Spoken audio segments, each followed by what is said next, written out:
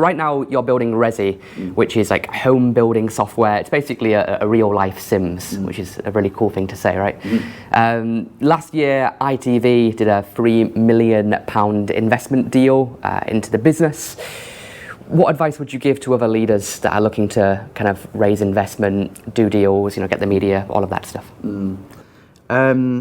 So I think it's different whether it's media or whether it's like a straight up equity investment. And again, it's cliche in that everyone talks about it, but it's really about the FOMO with investors. Actually, no. First of all, it's all about actually have a good business and like a genuine story there. But it would be amazing how it could take us like 6 months to try and raise any investment at all, and no one really wanting to make that first move and commit. And then the second that you've got one investor, and particularly if it's a lead, that then the others within 2 weeks, they're like, "Oh, I don't want to miss out on it." So it's really about like trying to create that like competitive tension constantly. And one of the things that worked really well for us was, and this is kind of hard to recreate, but we had this scenario where we had a massive customer, enterprise customer, who wanted us to build something big and bespoke for them. We had some investors interested, and we had some people sort of snooping around who were potentially interested in acquiring us. And initially, they were probably all like semi-lukewarm. But the second that you could kind of drop these hints to the other people to say, we need to know pretty soon whether you're going to invest or not, because if not, we might do this deal, which is really going to change our valuation, and vice versa to all of them. And again, it just created this kind of like massive momentum that then got it over the line very quickly. There's the famous sign in the States, I think it's Sequoia or YC, that they stand in front of and take pictures of when they've got investment. Okay. And I heard there was a company set up literally just to sit outside of those investment offices in like a black surveillance van and seeing which companies are then taking the famous picture. So then they can let the other investment companies know and sell that data to. That is ridiculous. But it's crazy. Like it's a FOMO. It's people are scared of losing out, of being left behind. And if you want to create scarcity in your business, whether that's getting a new customer on board, getting an investor, getting an employee, making them feel like, hey, it's not going to be there forever. You need to act right now or before it's gone, if that makes sense. Yeah, it's like I think almost a really high level overarching piece of advice is that with everything in business, whether it's sales, whether it's hiring people, whether it's raising investment, whatever it is, at the end of the day, it all comes down to human beings and trying to understand psychology. So maybe I'm kind of lucky in that I'm really fascinated in psychology, neurology, behavior economics, and so on. So I've read a lot of books on those things, and I think that does feed into a lot of then how you make all these other elements work. Yeah. Okay, so I love the concept of Resi. One thing that I'm really excited about is how virtual reality will transform architecture. So, like, if you could go into a property and see what it's going to look like, I suppose, before it is built, obviously, you spent all that time on the design and the planning and the building and the construction and all of that, and you can, within VR, model it and create it and build it the way that you want it to be built, and then kind of put that out into the real world. I feel like it'll be a much better way of planning and setting it up. So in 2016, you tweeted, "Hopefully this is the year of VR."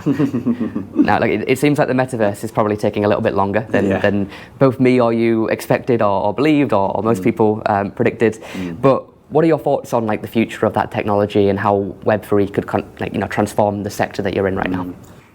Well, it's clearly pretty premature there.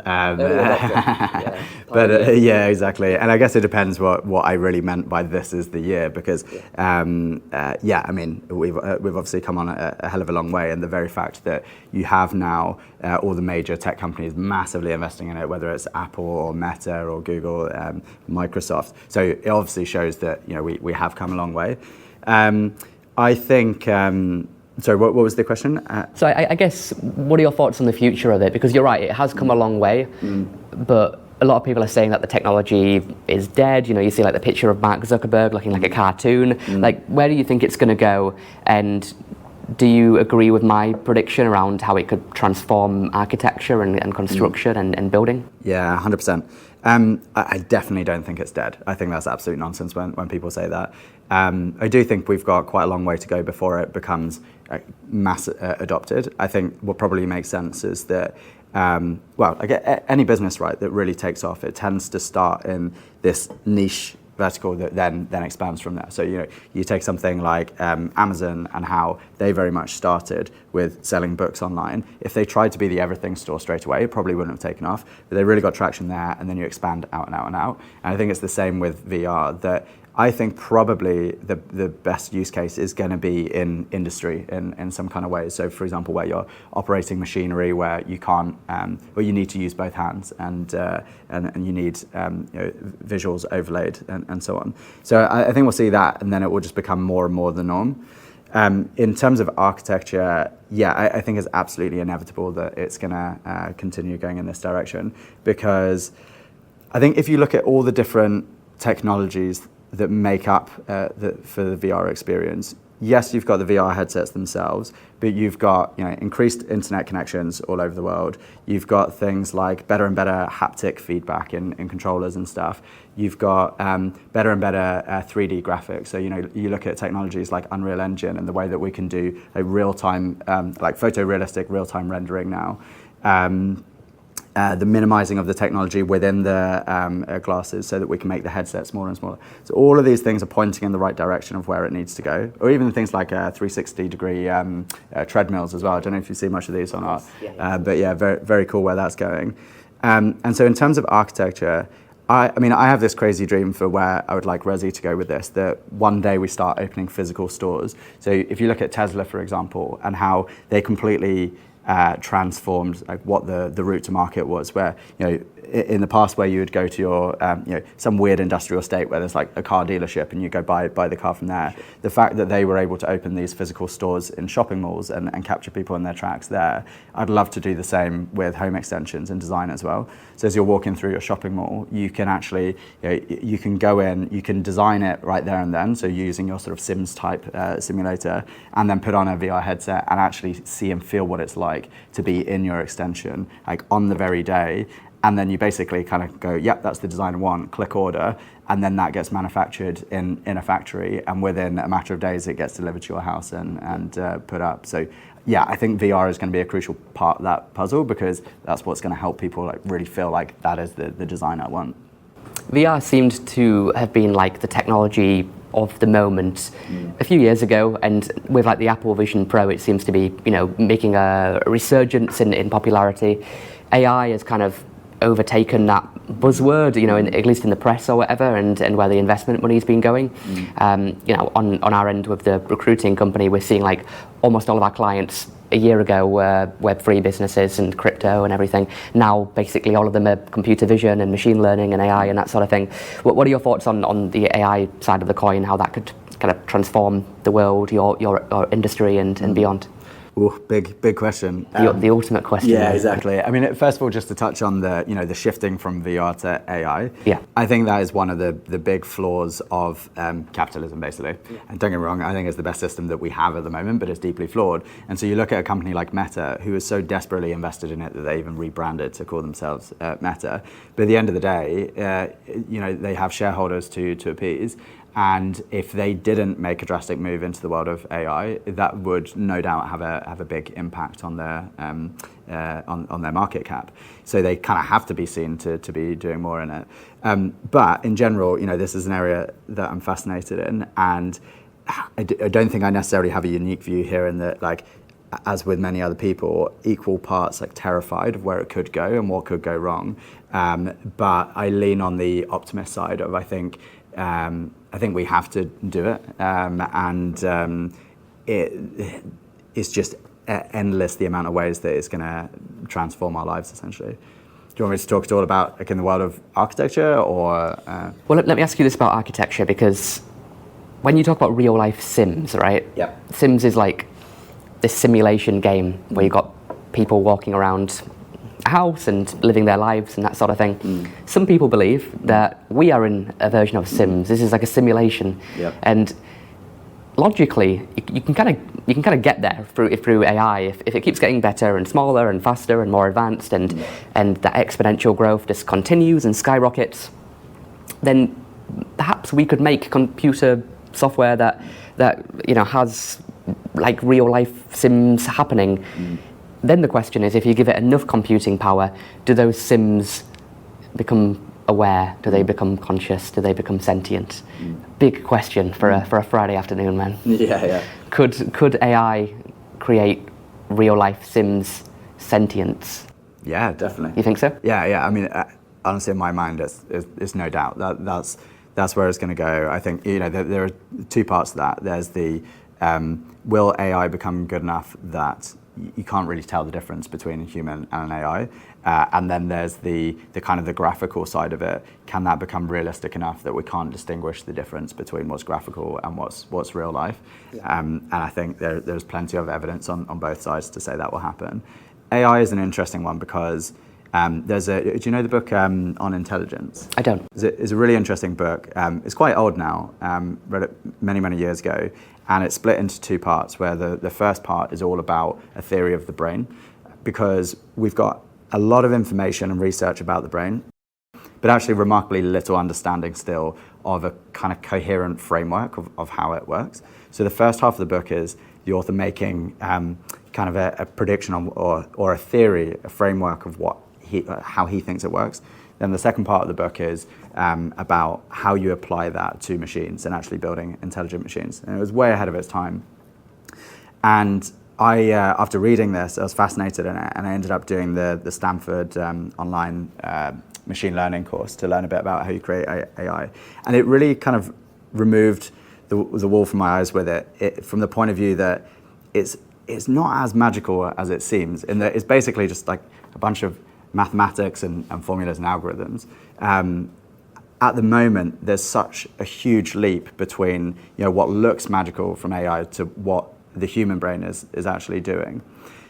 So I think we're a long way off creating properly sentient, conscious AI, but I think we're not far off being able to create AI that replicates humans so well that you can't tell the difference between them. So I think that's the key thing. Yeah, it passes the Turing test, yeah, but we don't know if it's actually sentient. Exactly, yeah. But if we don't know if it's sentient, then we don't know, do we? No. So it could be.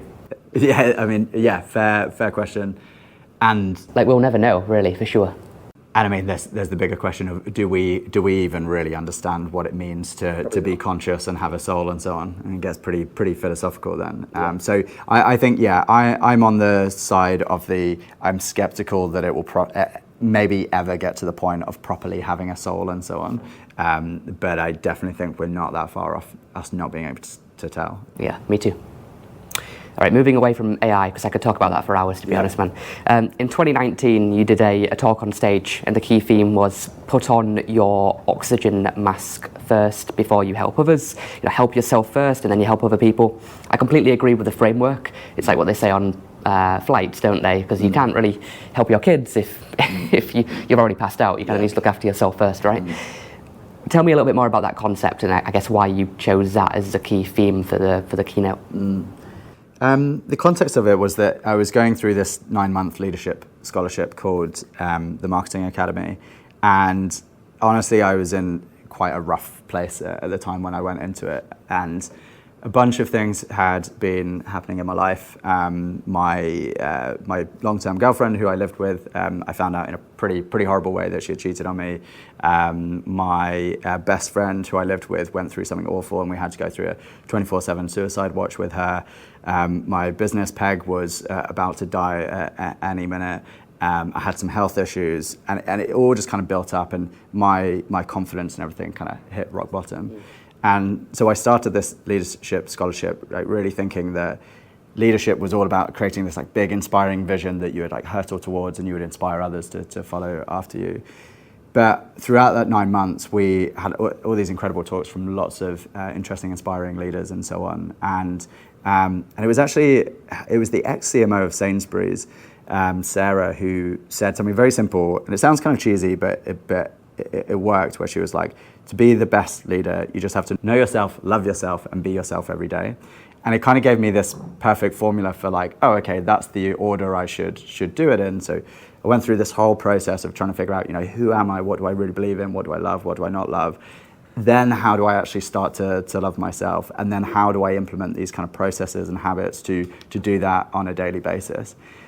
And it was kind of through doing that it was sort of by accident that what I realized is the stronger and stronger I became, the more and more my energy started to shift to other people and trying to help them. And I realized that I became a much, much better leader, boyfriend, friend, son, brother, and so on in the process.